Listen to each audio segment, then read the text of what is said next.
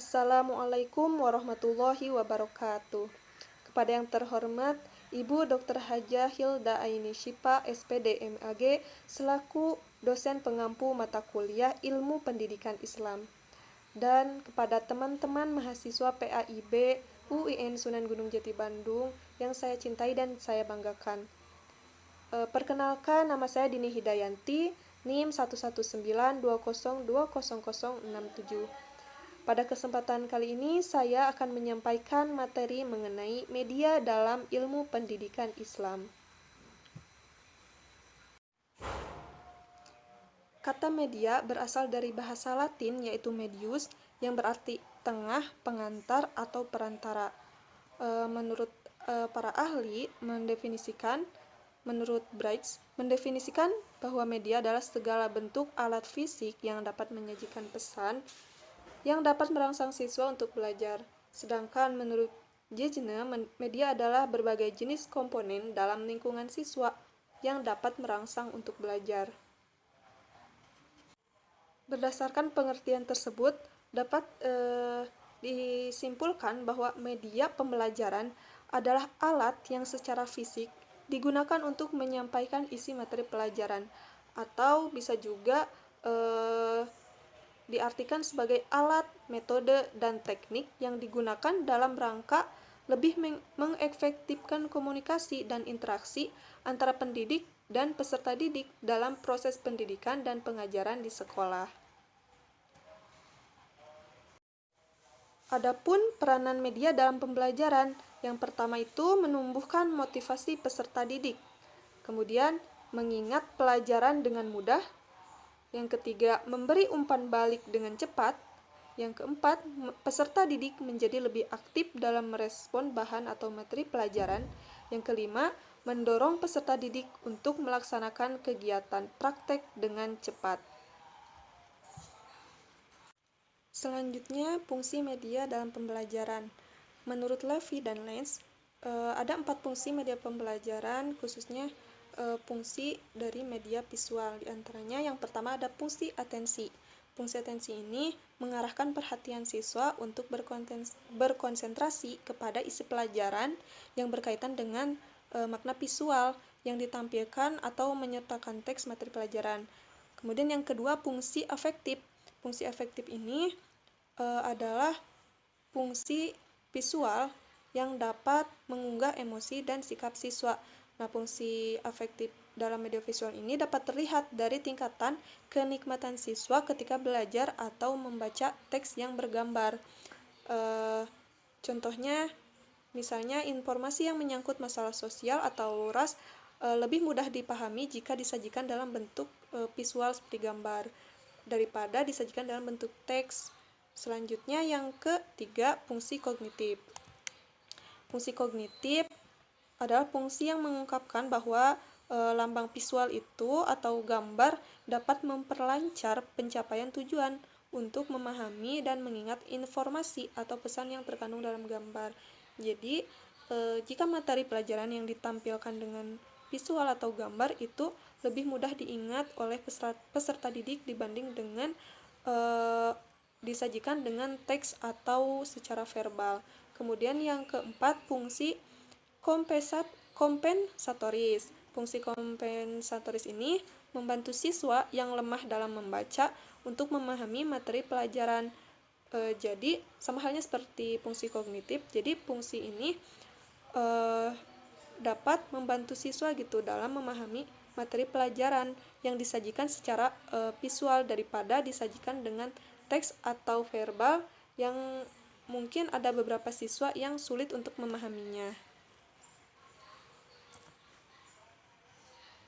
Kemudian adapun kriteria memilih media pembelajaran. Yang pertama itu harus disesuaikan dengan tujuan mengajar atau tujuan pembelajaran. Yang kedua, bahan pelajaran. Yang ketiga, disesuaikan juga dengan metode mengajar.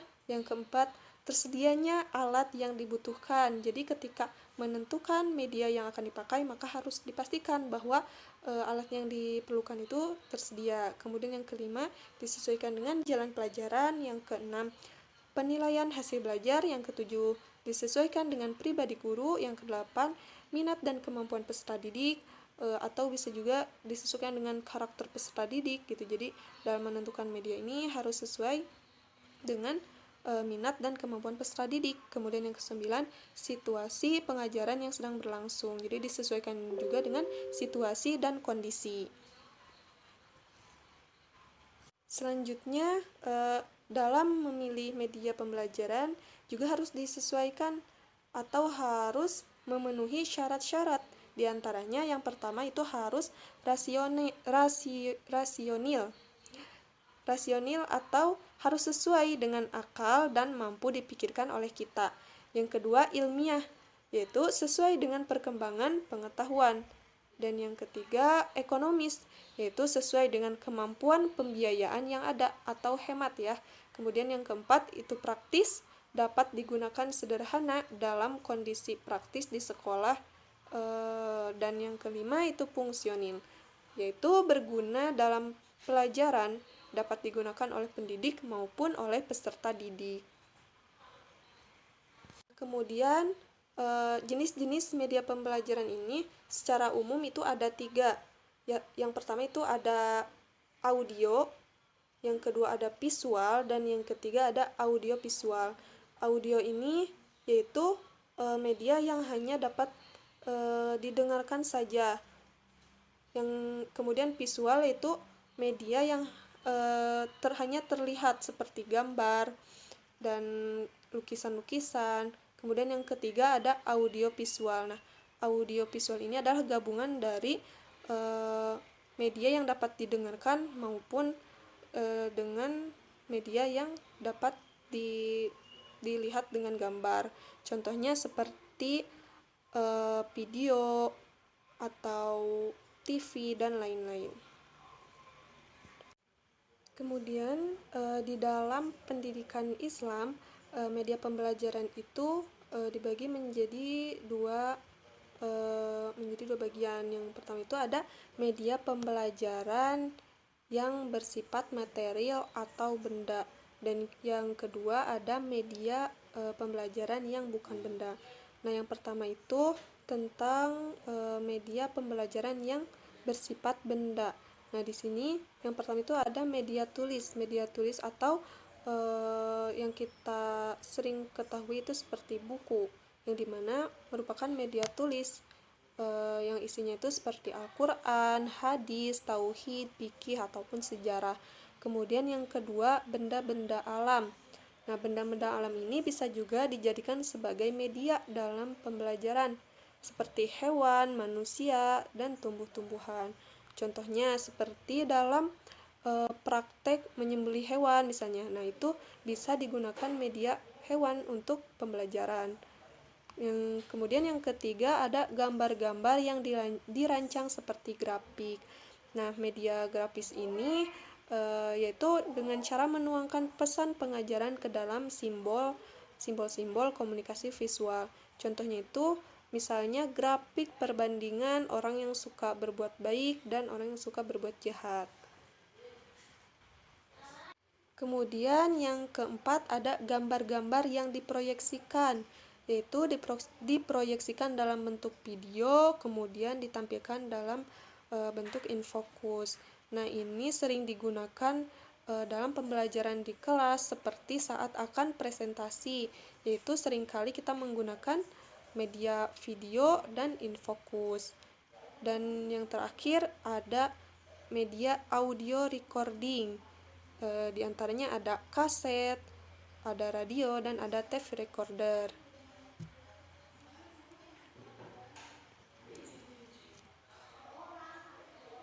Media pendidikan menurut pendapat Zaki Drajat dan Umar Malik. Yang pertama itu ada bahan-bahan cetakan atau bacaan, di mana bahan-bahan ini lebih mengutamakan kegiatan membaca atau penggunaan simbol-simbol kata dan visual. Kedua, ada alat-alat audio visual. Ketiga, sumber-sumber masyarakat seperti objek-objek peninggalan sejarah. Dan keempat, ada kumpulan benda-benda atau material collection seperti dedaunan, benih, batu, dan sebagainya. Nah, Selain media-media yang telah disebutkan sebelumnya, adapun media sederhana hasil kreativitas guru. Jadi guru bisa membuat kreativitas untuk membuat media-media pembelajaran untuk menarik perhatian siswa. Nah, di sini contohnya ada gambar jadi. Gambar jadi ini media pelajaran yang memerlukan visualisasi dalam bentuk ilustrasi yang dapat diperoleh dari berbagai sumber yang ada. Contohnya itu bisa dari majalah, brosur, selebaran, dan lain-lain. Kemudian ada gambar garis. Gambar garis ini meskipun tidak memiliki latar belakang pendidikan atau kesenian atau melukis, nah guru juga dapat membuat sketsa dalam menyampaikan materi pelajaran. Jadi gambar garis ini juga termasuk dalam penyampaian materi pelajaran yang sederhana. Selanjutnya ada gambar cerita. Gambar cerita merupakan rangkaian kegiatan atau cerita yang disajikan secara berurutan. Nah, dengan menggunakan media ini, siswa akan lebih terlatih dalam mengungkapkan adegan dan kegiatan-kegiatan yang dirangkaikan menjadi suatu cerita. Selanjutnya ada busy book, yaitu sebuah buku yang di dalamnya terdapat macam-macam pembelajaran yang bisa membuat siswa lebih aktif lagi atau lebih tahu lagi terhadap apa yang akan dipelajari. Dan yang selanjutnya itu ada kartu. Nah, kartu di sini biasanya digunakan dalam media pembelajaran pada anak usia dini, seperti kartu abjad, kartu hijaiyah, kartu angka, dan lain-lain. Selanjutnya media pendidikan yang bukan benda. Ada 3 media pendidikan yang termasuk bukan benda. Yang pertama itu ada keteladanan. Keteladanan pada umumnya manusia itu memerlukan figur identifikasi atau uswah al-hasanah yang dapat membimbing manusia ke arah kebenaran. Untuk memenuhi keinginan tersebut itu, Allah mengutus Nabi Muhammad menjadi tauladan bagi manusia. Kemudian kita diperintahkan untuk mengikuti Rasul, diantaranya memberikan tauladan yang baik. Dalam hal ini, Rasulullah juga memberikan teladan yang baik kepada umatnya. Kemudian yang kedua, perintah atau larangan. Perintah adalah suatu keharusan untuk berbuat atau melakukan sesuatu. Dalam hal ini, perintah itu bukan hanya apa yang keluar dari mulut seseorang yang harus dikerjakan oleh orang lain, tetapi termasuk pula anjuran. Di samping memberi perintah, seringkali pula pendidik harus melarang perbuatan anak-anak yang tidak baik. Nah, larangan itu biasanya dikeluarkan jika anak-anak melakukan sesuatu yang buruk, yang mungkin dapat membahayakan dirinya. Larangan sebenarnya sama saja seperti perintah. Kalau perintah merupakan suatu keharusan untuk berbuat sesuatu yang bermanfaat, maka larangan merupakan keharusan untuk tidak melakukan sesuatu yang merugikan. Kemudian yang ketiga ada ganjaran dan hukuman. Ganjaran adalah sesuatu yang menyenangkan, yang dijadikan sebagai hadiah bagi anak yang berprestasi, baik dalam belajar, dalam sikap, perilaku. Yang terpenting dalam ganjaran hanya hasil yang dicapai seorang anak. Dengan hasil tersebut, pendidikan dapat membentuk kata hati dan kemauan yang lebih baik dan lebih keras pada anak itu. Nah, ganjaran itu dapat dilakukan oleh pendidik dengan cara bermacam-macam, yaitu bisa dengan memberikan kata-kata atau pujian, atau bisa memberikan hadiah berupa benda, juga bisa memberikan dengan anggukan kepala dan tangan, dan membiarkan sesuatu jawaban yang diberikan oleh seorang anak.